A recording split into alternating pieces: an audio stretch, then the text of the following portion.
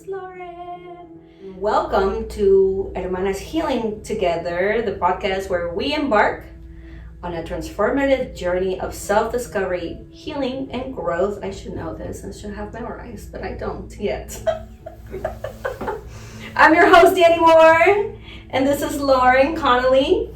She is the owner of Tarot and Chai, and she is going to give us a little bit of insight of what we can expect in October with the solar eclipse, and we're going to dab a little bit with tarot today too, and offer some guidance as to what is happening this month. And I wanted to highlight that we live in Kerrville, Texas, and Kerrville is going to be one of the prime viewing sites for this eclipse. So we are expecting a lot of traffic, a lot of busy. I'm not gonna be here, I'm gonna be in Vegas, so I'm escaping the madness. I'm gonna go be mad in Vegas. That's where I'm going. So let's get ready to see what we can expect for this month. You can take it over now. Awesome.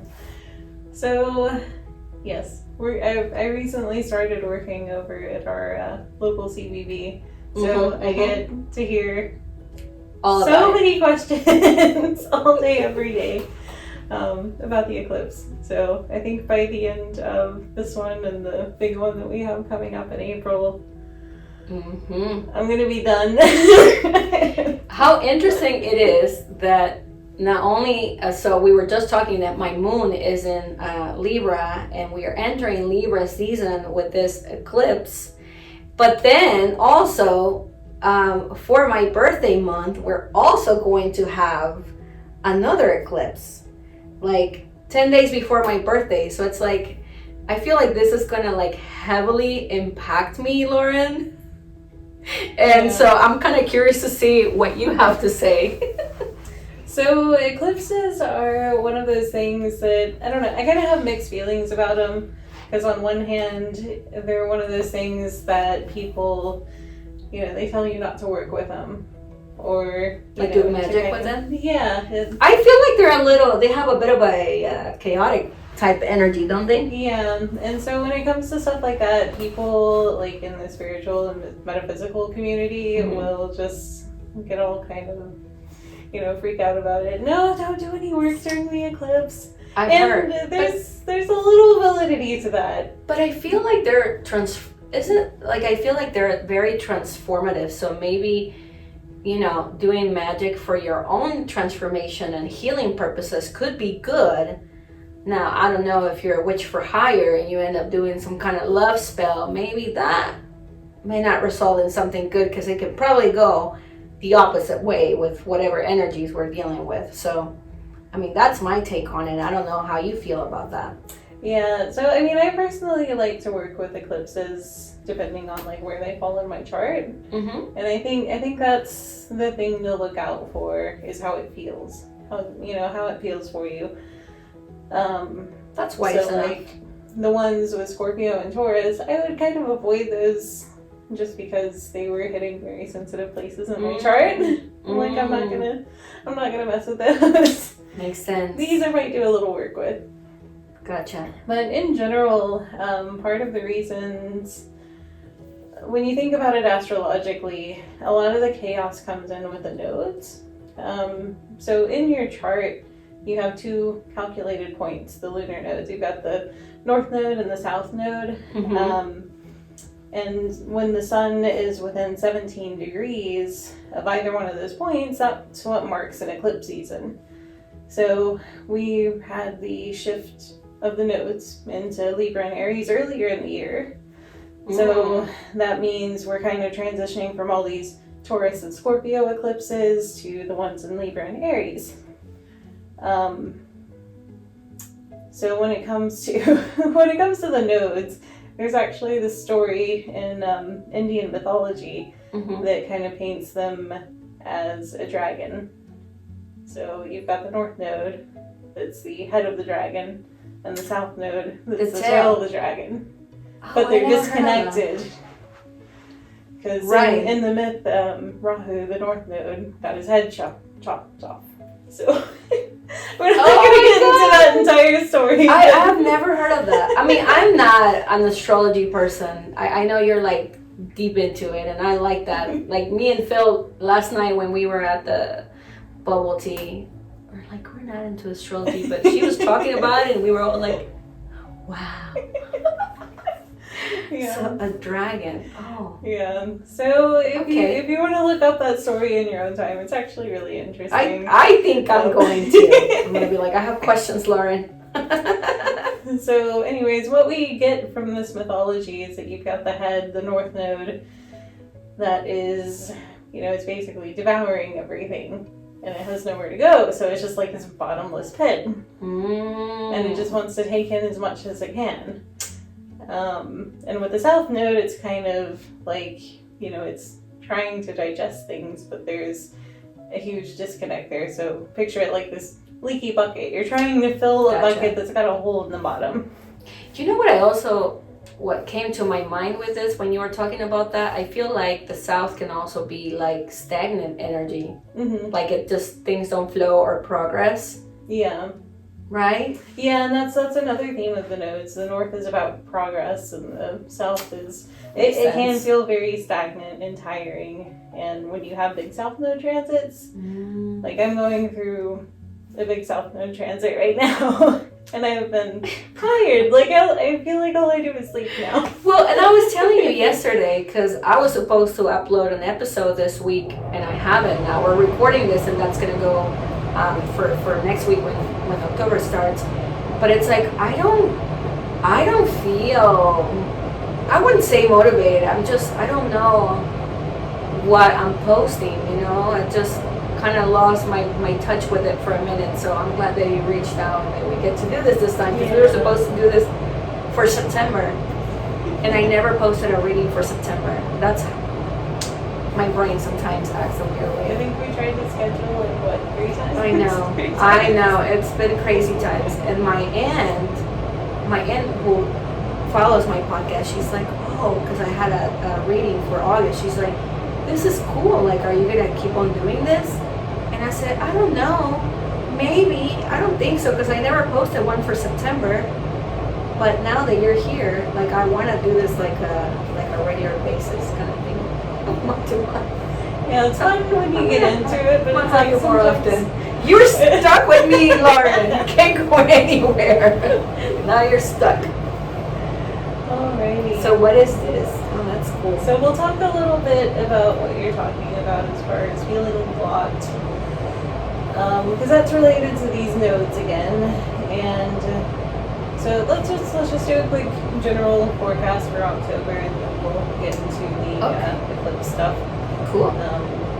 So with the South Node, as I kind of explained, we have that, draining, stagnation. Now there are some upsides to the South Node. And Kelly Cersei describes it as being very spiritualizing.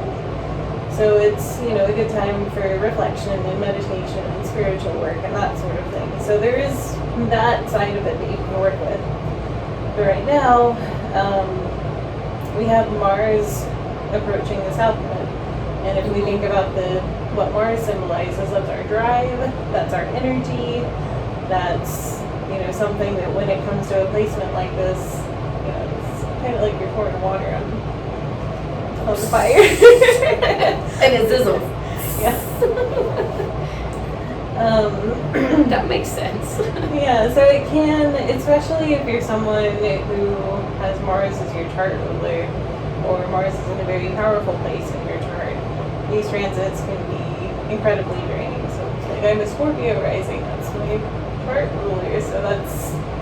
I wonder if I don't know, you did mine a while ago, I don't even know. I'm gonna have to look at yours again. Yeah, yes, you need to, because I always say I'm fire, I'm full of... Well, I remember seeing you had, like, a lot of stuff on the various Libra axis. So I thought of you when I was looking at this eclipse. Yeah, yes. I feel like it's going to affect, I don't know how, I feel like, I'm going to be in Vegas, and I feel like that's going to be probably really distracting, because I'm not going to worry about that, but I kind of want to see how that unfolds for me while I'm there, like if I'm going to something comes up from this. I don't know. What am I expecting? I have no idea. Yeah. I'm just going. But I want to get a screenshot of that later on if you can send it to me, because I want to see if I'm able to put it with the video. I think that would be really cool. And even on my Instagram. Oh, that's cute. So, this is my planner. This is how I look at transits, and I don't have to suffer through the feminists. Because otherwise, yeah, I don't want to go down that road. That's so cute. What do we have in here? So here, we have a summary of the astrological transits, and there are a few that really caught my attention. So we talked a little bit about Mars and the South Node. I think that one's going to be, at its most difficult at the beginning of the month, and then after that it will kind of tone down a little bit. But again, that's a good time to work with more, spiritualizing topics, especially if you have, lots of stuff going on in Libra and Aries. You probably felt the shift earlier in the year. You're going to feel it again this month. Interesting. Is there something specific that people should focus on during October? So when we think about the Libra and Aries axis, there is this balance between action, that very Aries-oriented action, and also being a little hot-headed and maybe taking things too quickly. And then the situation with Libra, they're symbolized by the scales, so you have that sort of... That measurement, that thinking. Yeah. Before Which acting. sometimes leads to indecisiveness. Oh my, So stop! That is like my word. That is me, 100%. So when we get into this axis, you've got this big push-pull going on between Libra and Aries. So it's kind of a time when we're going to have to focus a little more on both measuring our actions, but also actually doing something and not just deliberating over it. And why do I feel that perhaps not putting too many things in our to-do list so we don't get overwhelmed and end up just not doing anything whatsoever? Yeah. Maybe less, but more steady focus. Instead of too many things, too many focused action. Yeah, that's too much. So on October 11th, we have Mars going into Scorpio, which Mars has been in Libra. Without getting too much into the technical side of it, it's not a great place for Mars to be, because we have this Venus-ruled sign that, again, it's about a little bit about that deliberation and harmony, and Mars is in the opposite sign of its home. So it's a difficult place for it to be. Gotcha.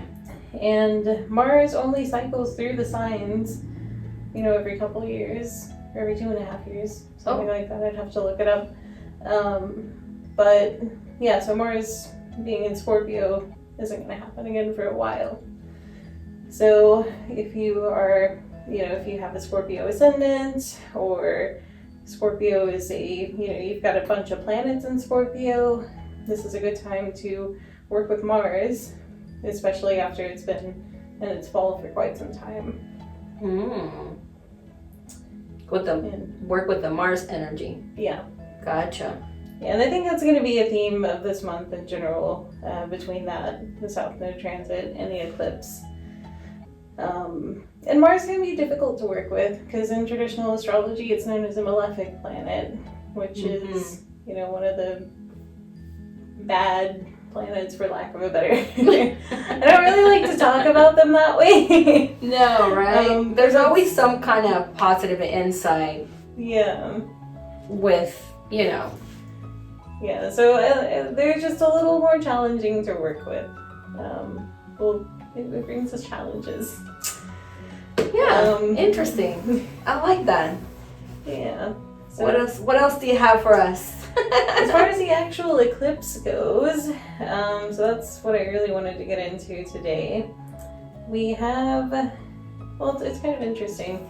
because we had a full moon earlier this morning. Mm-hmm. Oh, it was so beautiful. When I left the bubble tea and I was driving home, I was like, it was so big. Yeah. It was so pretty.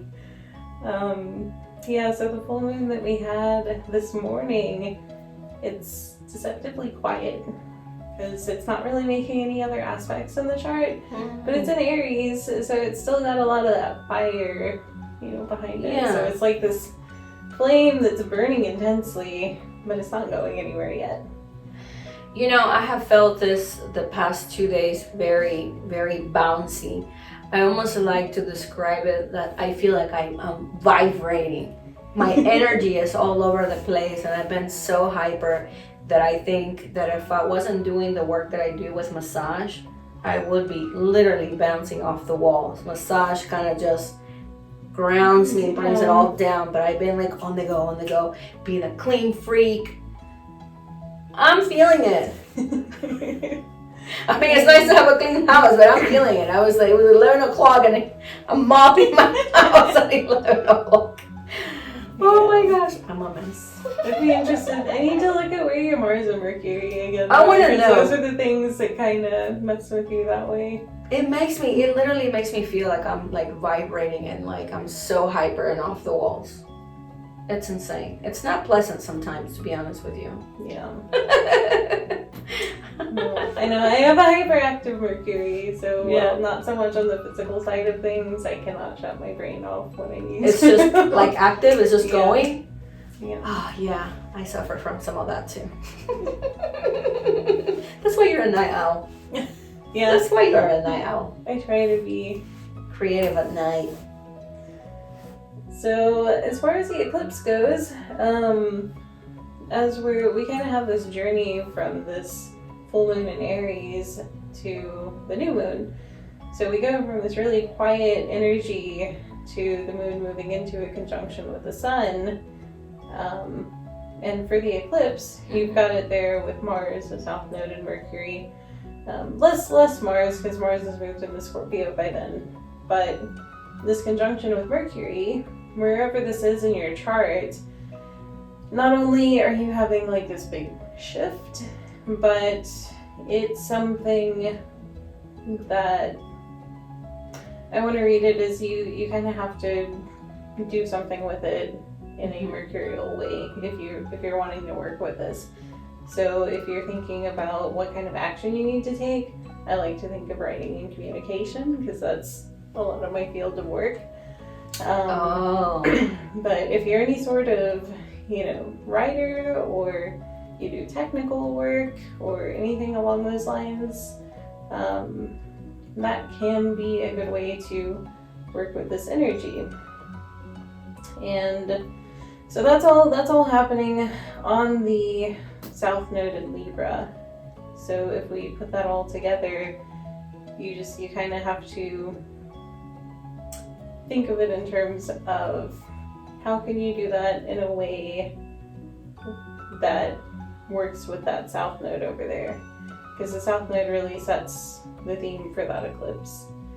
So it's a shift, but it's one that's almost kind of bringing us back a little bit, or it's asking us to stay still for a little bit or let things go. Makes sense. So this would be, when I think of the South Node, I think of releasing things, letting things go. So people talk about the new moon, and they're saying, this is when you should start new things, but the South Node is there. Yeah. So it's like, think about, you can still think about starting new things, but you might, for the eclipse, want to think about what you need to release first to make space for those things. What do you need to let go of? That's my question to you guys. Ooh, yeah. What do we need to let go of? Work. Responsibilities. Bills. I need to get me a sugar daddy for the eclipse to pay my bills. That's what I'm going to release, Lauren. My bills to my sugar daddy. I mean, right? I can make that work. Sugar daddy, where are you? I'm just kidding. Wait. Maybe. It's like. So we have, I guess the other side to this eclipse, if we look at the North Node and try and consider the North Node is where we're going. And I like that we're talking about this for this podcast too, because this is actually conjunct Chiron, which is known as the wounded healer. So if we think about, whatever journey we're supposed to be taking with Chiron, that's asking us to kind of address our wounds, especially spiritual ones, or any sort of trauma that you've been trying to work through. And that is kind of my hesitation with working with this eclipse, is rather than thinking about taking action, this is a good time to reflect and look at what's being brought to the surface. So this might be it's a good time to listen. Yeah. Think about what comes up mentally. Go inwards and visit with yourself. I mean, can we say the energy of the hermit kind of comes in? Maybe. Didn't we draw that last night? We did. Yes, we did in our reading. Yes. Yeah. But although I feel like the hermit could be somebody that can be just still and go inwards and address whatever is happening, with the higher self and our conscious. But at the same time, with the eclipse, it's also to take action. So maybe puke some of those things out that we are bottling in. Yeah, and that's the thing. It doesn't have to be pretty. It's asking you to, just look at those two sides. Look at what, if any, trauma is coming up, or what wounds you need to heal, and what you need to let go of. Well, mine definitely came out yesterday on that reading that we did for my situation. Yeah, and I feel like when stuff like that comes up, it's because we're ready to address that. 100%, sister. No, yeah, because that's kind of where I've been, stuck. That makes total sense. I like that. That's going to be my take on that. I need to release that and not let it shape any future relationships for me. Because I'm trying to be open for love, and I've been closed for the longest time. So maybe I just need to do that. Be like, I'm gonna let go of this. Just roll with it. Just go with it, right? It's time. Okay, I like this. Thank you. This is like speaking to me today, Lauren. You came to read me. So, while I do like the astrology of it, I don't want to spend too much time on that, because we know how I can go off on. Can get nerdy in here. Lauren can get super nerdy. So let's do it. We're good on time. Okay. Well, it's 23 minutes. Okay. So we're making good time. We have good time. We have plenty of time to do this. Not like my 1 hour podcast that turned into like 3.5. Oh my gosh, no. That's why I constantly look at my little recording thing, so it kind of tells me where we are with time, because I can get really scatterbrained. So I guess if we're talking about this eclipse, letting things go, dealing with trauma, basic trauma, I kind of want to do a quick read of what, we can do like a community reading, just for people, just a general, what needs to happen for you to move forward right now. I like that. That's perfect. Let's see. What do you need to let go to move forward? We'll stick I like with that. I like that question. What do you need to let go to move forward? Those cards are so cute. I love them. I didn't think I was gonna like this deck at first, but Really? It's grown on me. Can you put it? Sure. I put my magic on it. There, I don't know. I cut it like this. Just put whichever ones you want on top. Okay. That's interesting. Okay, so Oh, wait, my oh no. goodness. Oh no. Oh, what am I So- seeing in the back?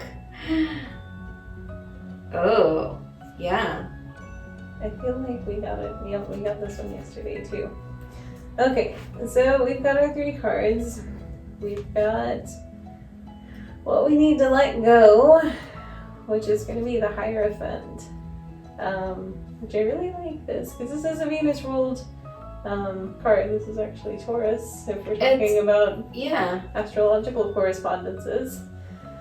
And right now we have Uranus in Taurus, which Uranus is that planet that likes to shake things up and break down structures, as we found out from Makes that. things challenging. Yeah, it's a lot about change, which if we think about the Hierophant in the context of like traditional tarot, it's about structures and power and authority figures.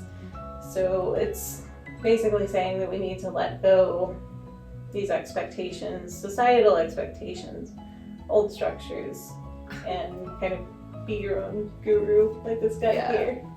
And he looks so happy. He's Yeah. like laughing at whatever he's releasing. Mm-hmm. It's like, I don't need this baggage anymore. Yeah. Yeah, so he's kind of his own spiritual leader. Yeah, letting go and just flowing with things. That's how I think about it. And then we have Temperance. Oh, that's one of my which- favorite cards. I love this one. Every time that card comes up for me, I think about my, I'm very attached to my aunt's spirit, who I believe is my guardian angel, or spirit guide if you want to call it. And every time I see that card, I think about her. So I feel like she shows up. That's neat. Yeah, like a guidance.